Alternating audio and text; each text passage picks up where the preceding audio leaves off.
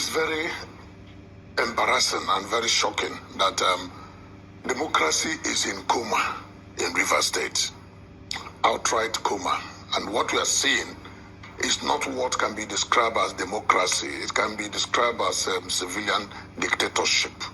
And it's so embarrassing because Rivers people must not allow themselves to follow a particular trajectory. The trajectory that started during Nigerian Civil War of 1967-1970, when out of all the countries, states of Nigeria, only in Rivers did the Igbo man lose his property and it was called abandoned property.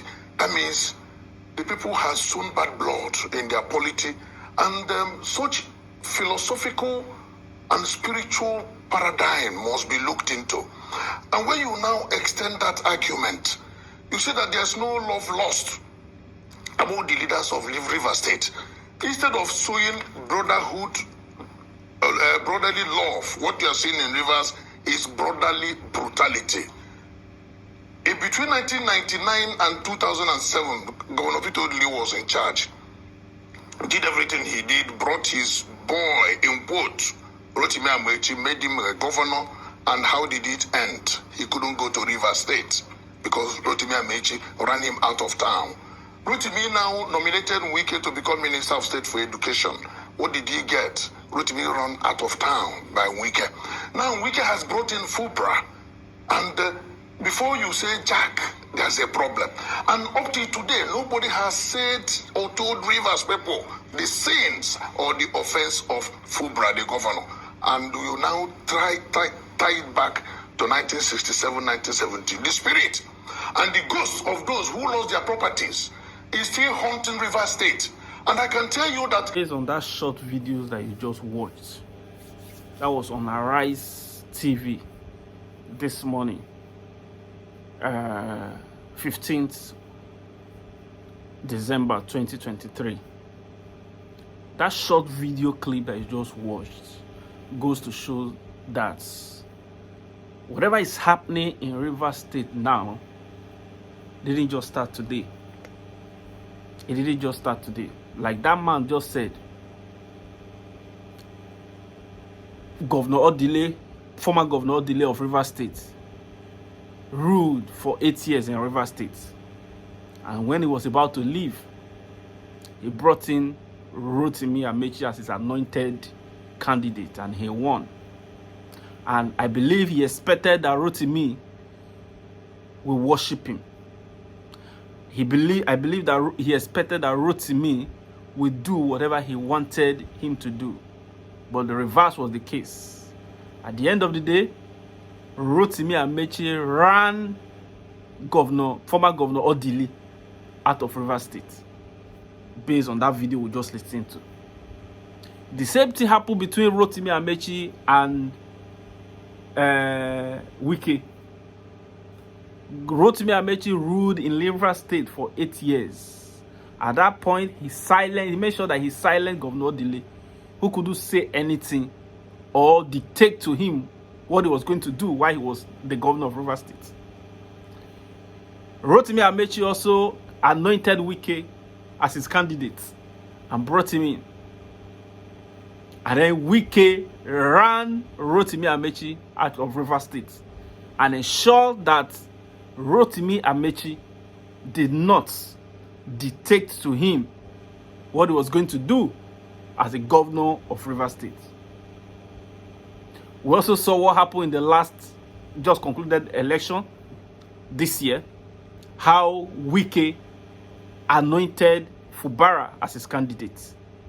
And in less than 5 months, look at what is going on. Crisis between Fubara and Wike. And as it stands now, nobody knows exactly what is going on between the both of them. And I want to believe it is because there are some certain conditions or certain rules that Wike is giving to Fubara that Fubara cannot abide by. And he wants to be a man of himself. You know, it is expected for a child, when a child is born, after some time, drinking milk for some time, such a child is expected to start chewing bone, start eating real food. So as far as Fubara is concerned, he's not a man. He's not the one in charge. And as the governor, as the man in charge, he should be the one giving orders, not him being given order, all in the name of godfatherism. This happens everywhere. Even in various organizations, our business organizations, it happens. It happens. For example, when maybe a CEO wants to retire or an MD wants to retire, he will want to put in somebody that he feels was loyal to him while he was in office. Even in churches, I believe it happens.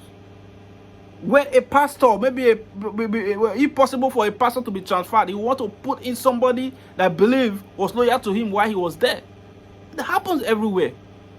I also believe that even in other countries of the world, godfatherism happens. But why is it that when it comes to Nigeria, the game is always different? Why is it that when it comes to Nigeria, they do it to a point of, if even possible for them to take the life of anybody, they will do it? Why is it that when it comes to Nigeria, it becomes a do or die affair? As a governor, you have ruled for 8 years. Yes, you anointed somebody as your candidate. Why don't you allow that man to make his own decision? Why don't you allow him to make his own mistakes? Why? You have ruled for 8 years.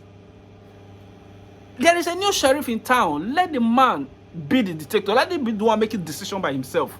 Not you dictating for him. So right now, we don't even know what the problem is. We are just speculating. There are a lot of speculations out there on various TV channels. We don't know what is going on. We don't know what is going on. We are speculating.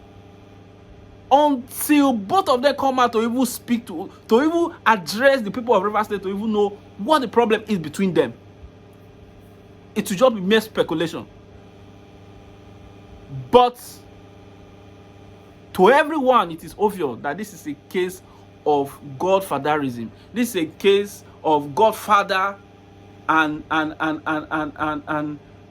his boy not being aligned, not having the same focus, not having the same direction.